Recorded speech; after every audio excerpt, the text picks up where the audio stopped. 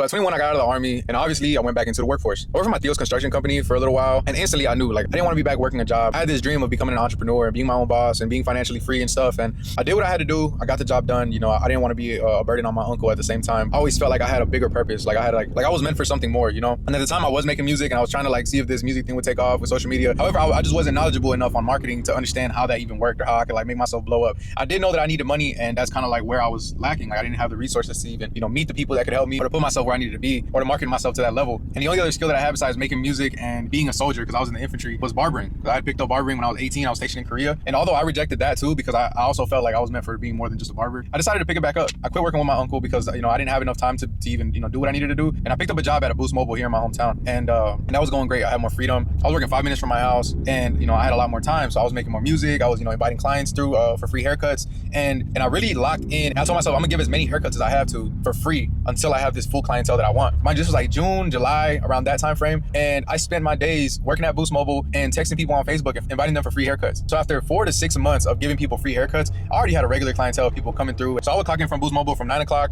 to work until 8 o'clock at night. And I would cut people from 8 p.m. to 12 a.m. And that's what I had to do until I finally was able to charge. And I'm gonna be real with you, that was the last day that I worked there. And I signed up for DoorDash, and whenever I didn't have haircuts, I was DoorDashing. It took me maybe like 2 or 3 months before I could finally quit DoorDashing altogether and go full time with barbering. Shortly after, I ended up going to school. I went to Paul Mitchell School in Raleigh, and from there, I never had a problem with like taking care of my family, paying my bills. And throughout my career, I made about 4 real estate investments that now pay me passive income. So now I'm kind of like part-time barbering, part-time real estate investor now. My days really don't consist of much besides managing my real estate portfolio, making content, and, you know, maybe cutting 1 or 2 clients a day. But yeah, that's how I quit my job at 21. I never looked back. If you guys have any questions, leave them down in the comments. Make sure you guys check out my clothing brand at FadeApparel.com and check out my latest YouTube video. Thank you guys for watching. I'll catch you on the next one.